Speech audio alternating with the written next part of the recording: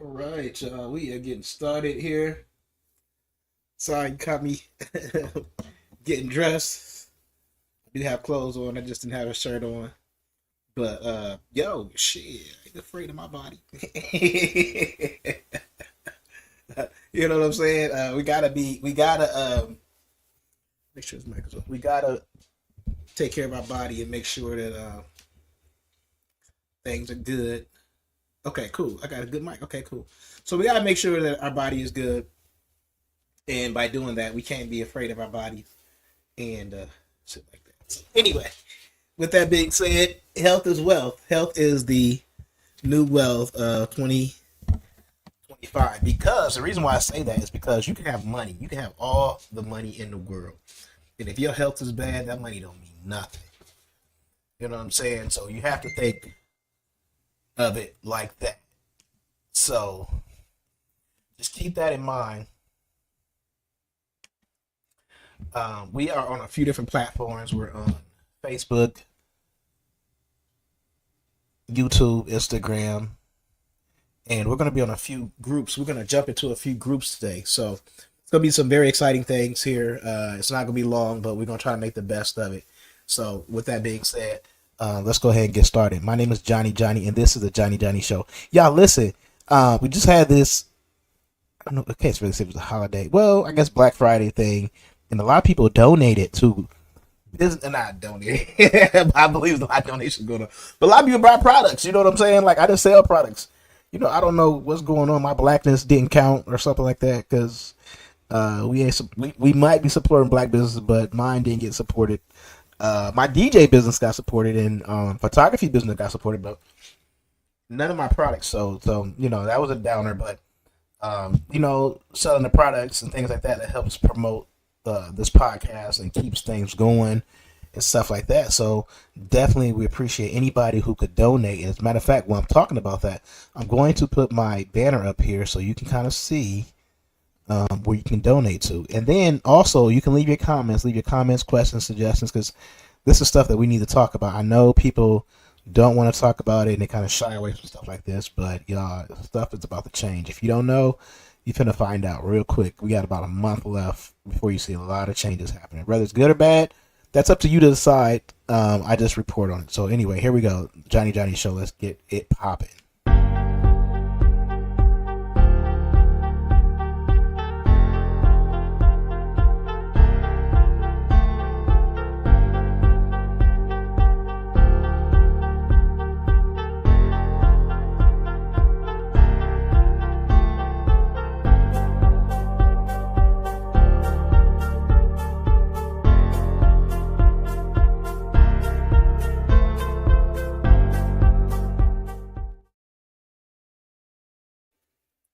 All right, y'all. We back in full effect, and I want to thank everybody for tapping in to even kind of see what's going down. I have people who were interested in my products, like my hair products and stuff like that.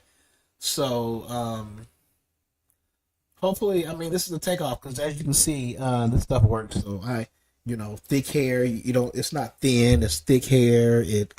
I didn't put my do rag on last night, but you know, it's nice hair. It's manageable. It's wavy. My beard is nice and manageable and wavy and things like that. So you know, it's not nappy. You know, so all the way around. You know, so you can see the waves. Anyway, I'm not gonna get the bragging and stuff like that, but I mean, very good hair products. You can highlight me if you're interested. I don't answer a lot of questions anymore, just to let people know that it is natural and it works. It's natural and it works. That's really all we need to know. Bragging and stuff like that. Because what happens is you answer questions and people start asking questions, and they never buy. Like, I'm not a retail store. My time is money. I got shit to do. It's either you want to do it, or you don't want to do it. With the weight loss price, either you want to lose weight or you don't want to lose weight. You can't be like, oh, I don't know if I want to lose weight. I don't know if I want to take this product. Well, that's fine. Move on. You know, I'm going to do some informational things so people can see it all in the whole, but I'm not going to do an individual one-on-one unless you're really ready to spend money.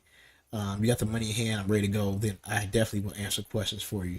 So that's what's up. I appreciate it. My song getting a new buzz. My new song getting a new buzz. Make sure y'all check it out. Theme is definitely dope. So Y'all tap in, tap in. We trying to grow and be big as we can on this platform.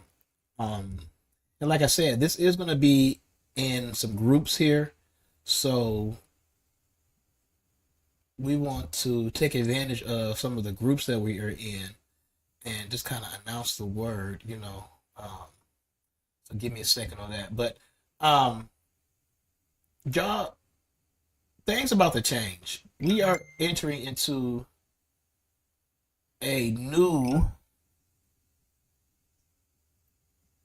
version of America. I mean, I don't know if it's a version of America, but more of a.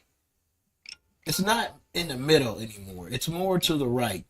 And right, what I mean, it's like conservative things like that. And as you guys can see, excuse me as I'm sharing these things, but as you guys can see, like with affirmative action is no longer a thing. And some people, even if you're not 100% against it or things like that, people don't really see it taking effect right now. But they will, though. These things, we are going to see these things start taking effect, whether we like it or not. It's not a matter of if it's going to happen, it's going to happen. That's the same thing with the deportation. And those type of things are going to happen. How big it's going to be, I guess that would be the question. But if it's going to happen or not is not the question at all. So you may have people that you are close to or that you live next to that may be getting deported because they're not legal. You may not know that because we don't go around questioning people if they're legal or not. So somebody that lives next to you, whether they are Mexican or whatever nationality they may be African and kind of snuck their way over here or got through the system or something like that and just started living American life. Um, you may not only see them get snatched up, but you may see their whole families get snatched up because they are saying that even like if the kids are born here, normally the kids are supposed to be American citizens. Even if you snuck in and your kids are born here, then that makes them an American citizen. But um, as you can see, I don't have the clip, but the guy talked about families can go too. Whole families can go. And this is not nothing I'm just saying like off the top because I'm like, honestly, this is what this man specifically said. Whole families can go. So the topic that we're talking about today is DEI programs have been completely demolished at Walmart. And other companies are going to follow. Other major companies, Target, all these major companies who made a vow to make sure that people who look like myself would be able to get into the workforce and have a good job. So I could be a janitor or I could be a manager, depending on how hard I work. But now you have to where these DEI, and DEI means diversion, equity, and inclusion. When I was in college, we had a program called the Harvesting Dreams, Diversity, Equity, and Inclusion.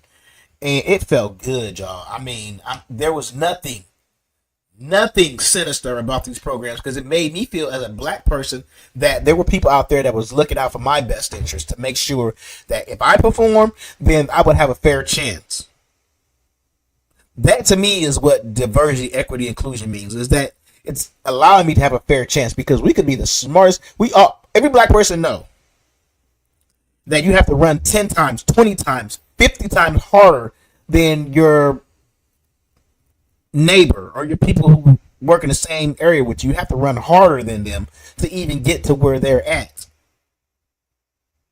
But before, like in the 60s, in the 50s, it didn't matter how hard you ran. You probably still were going to get the job. It was going to be passed up to give to somebody who knew somebody, who uncle was somebody, who cousin was somebody, any of that stuff. And that's what was happening. All of the good jobs were going to people who were already in position, who held high positions. Just give it to their nephews. Give it to my cousin. I don't have to go looking for a Johnny.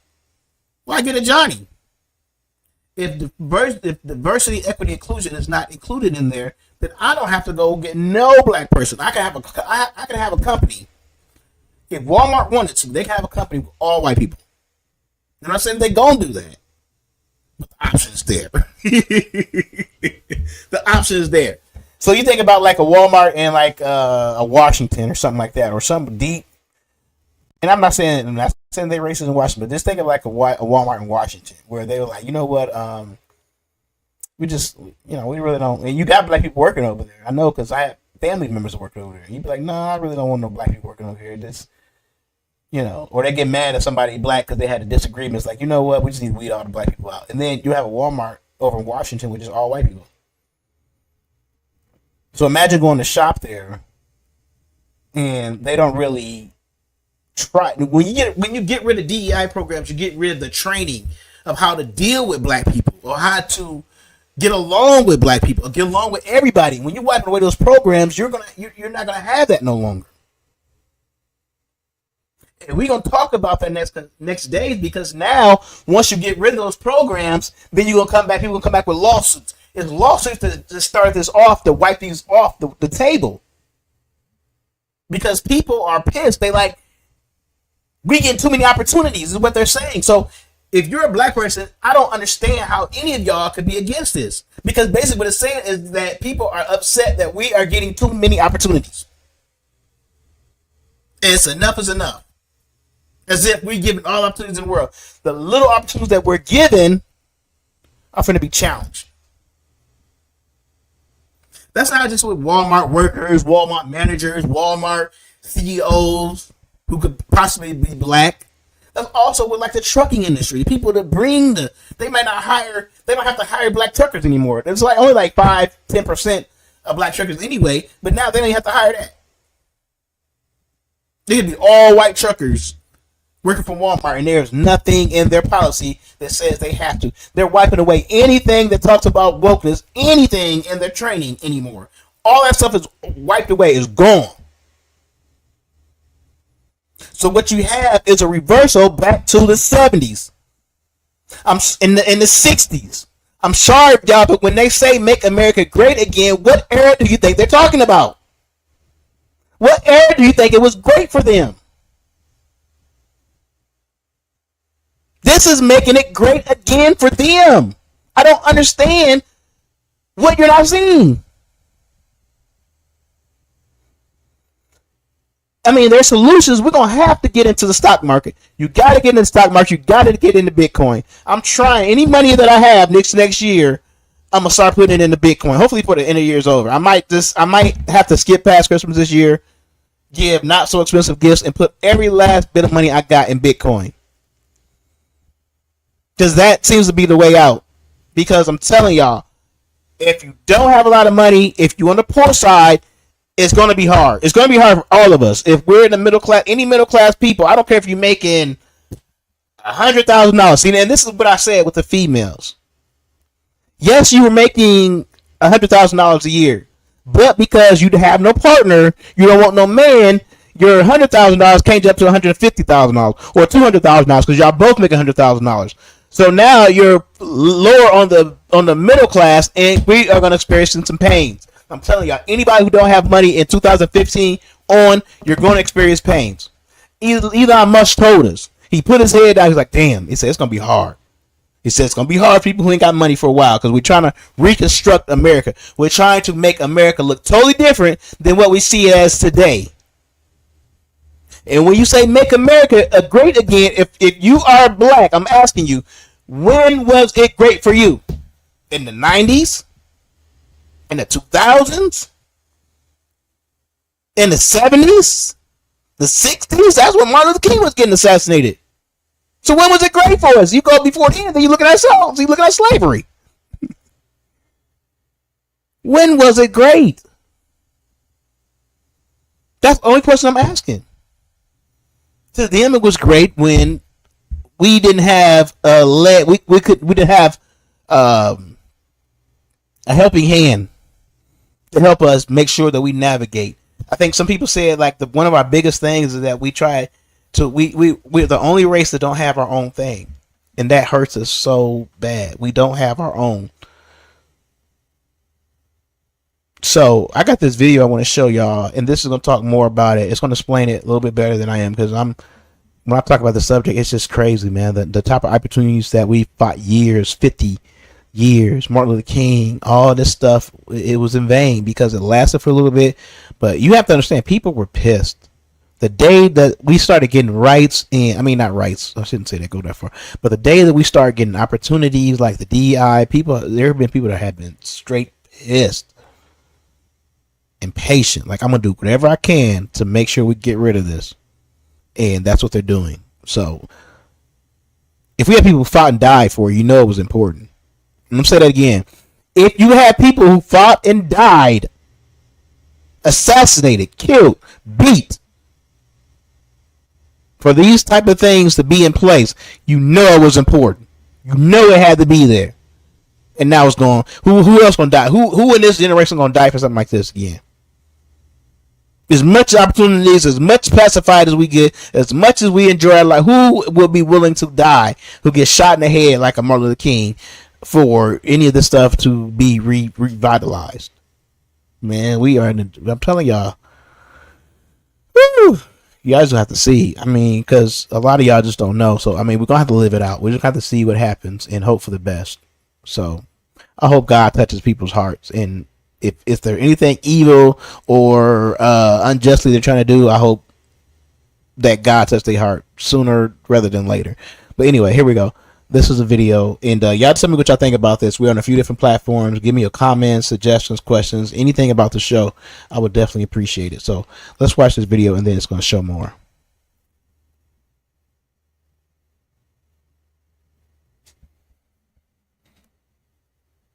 Let me know what y'all think.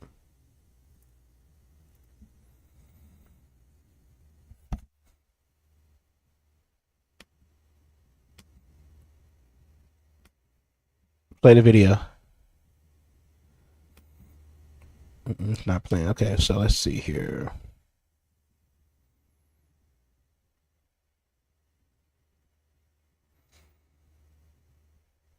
Okay, let me do this. Let's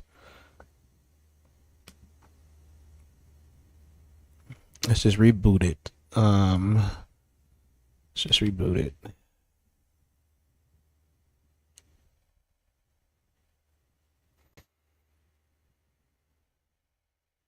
DEI policies. Why? Because right-wing conservatives have been targeting a number of public companies, telling them they don't like what their support for transgender, LGBTQ, as well as Black folks and other minorities. This is the Walmart U.S. CEO speaking this morning on CBS This Morning, explaining their decision. Of course, Walmart is America's largest employer, one of the biggest companies in the world. So this is a huge decision. Listen.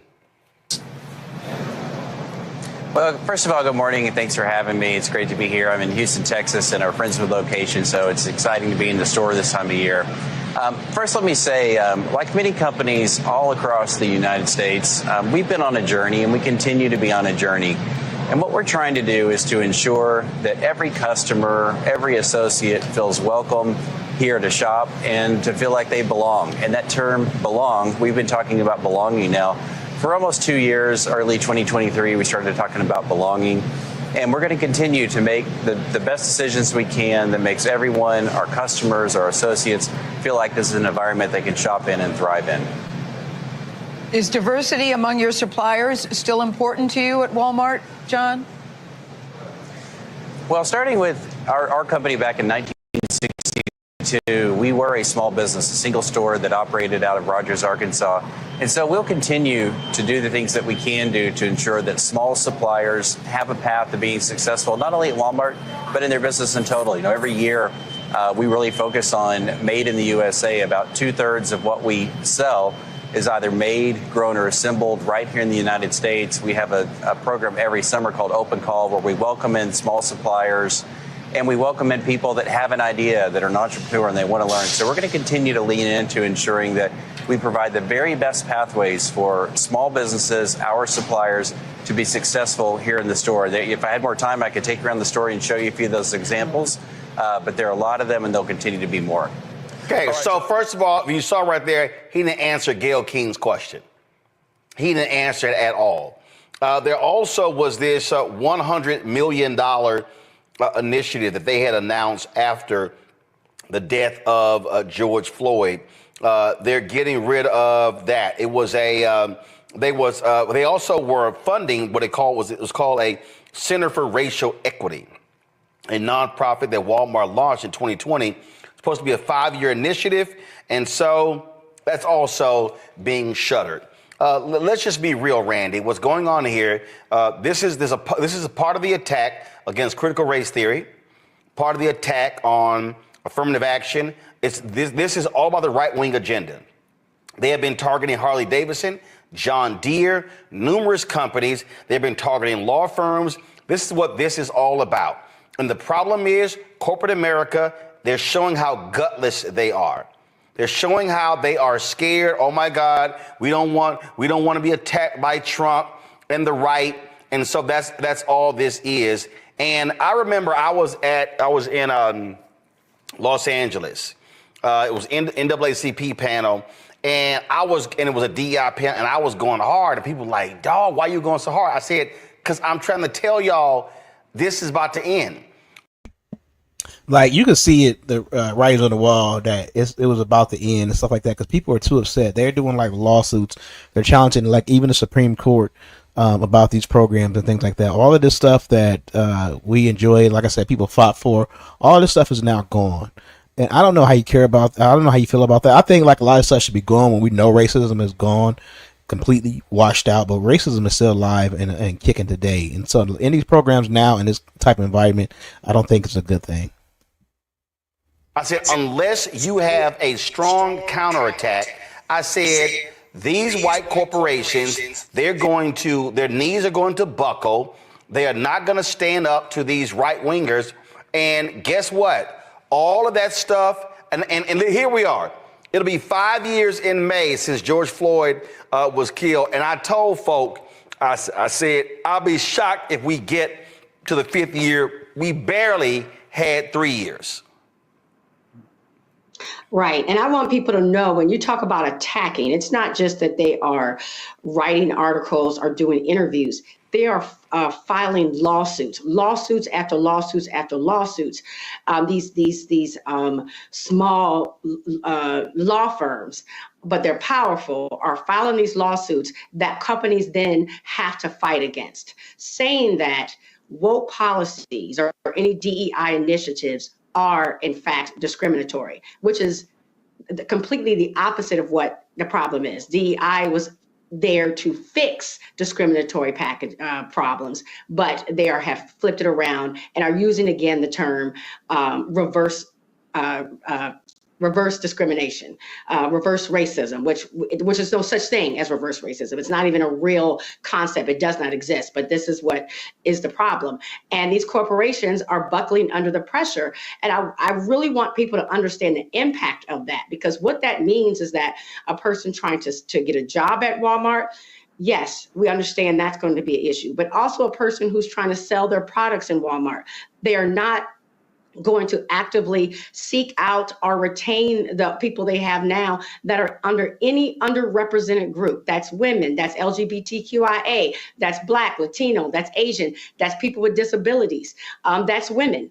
And so what they're saying is what they're saying is they're evening out the playing ground, because they have said, are trying to suggest that we are all have equal chances in America. We all have equal chance to make it. But what DEI does is it gives us an unfair advantage. Now, it is laughable that I, as a Black woman, has an unfair advantage over a heterosexual white man. We know that's a joke, right? We see who the president of Walmart is, but that's what they're suggesting. And so, of course, the opportunity for me to even sell, to supply, is going to be a problem. For there to advertise on shows like yours, Martin, Roland, is completely not going to exist. They're going to make it where what they have is what they consider a fair playing ground, and everybody's on it. I mean, it is quite scary that here we have the largest employer saying we no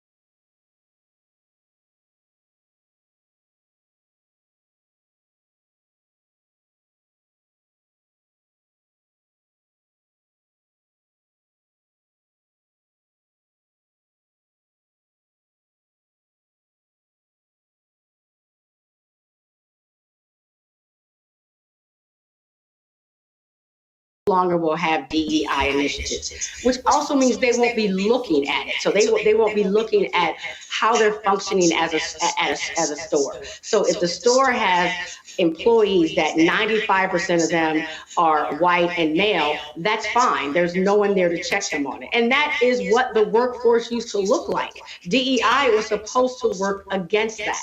That was the only reason that it was formed, is because of biases, people hire like people.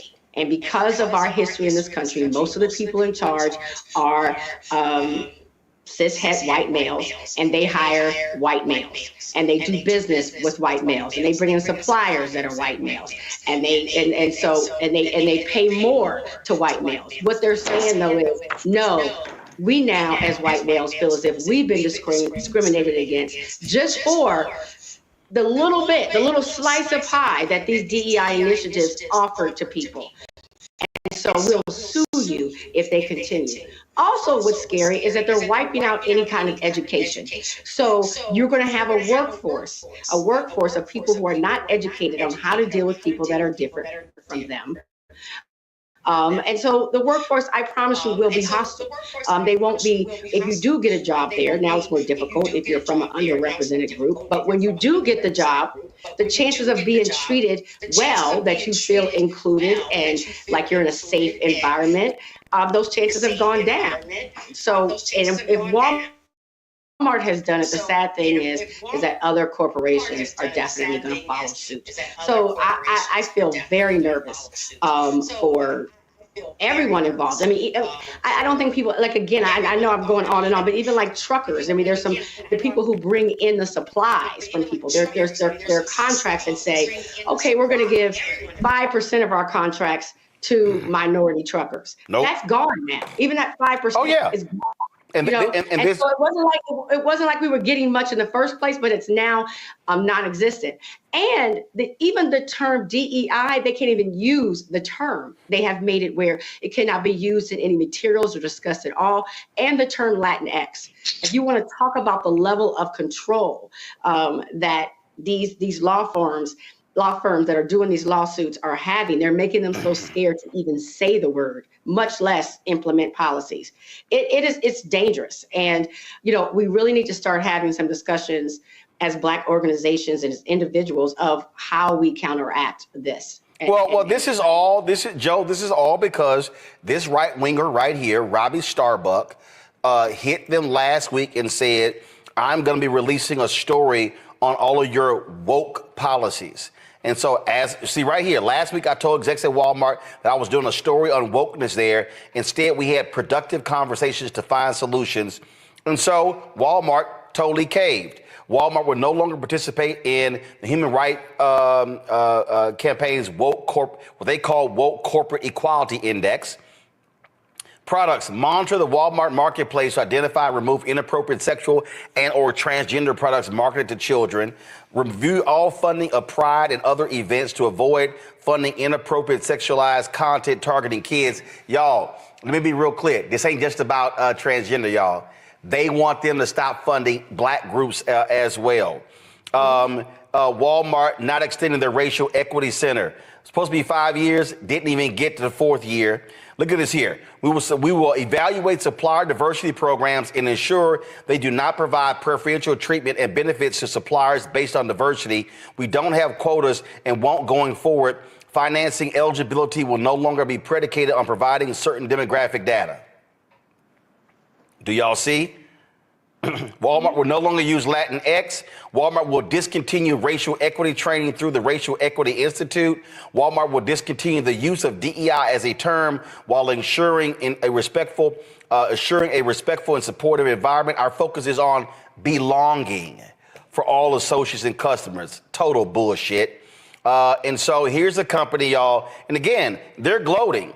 Look what he says. We've now changed policy at companies worth over $2 trillion. That's what they did. Look at this. Our campaigns are now so effective that we're getting the biggest companies on earth to change their policies without me even posting a story outlining their woke policies.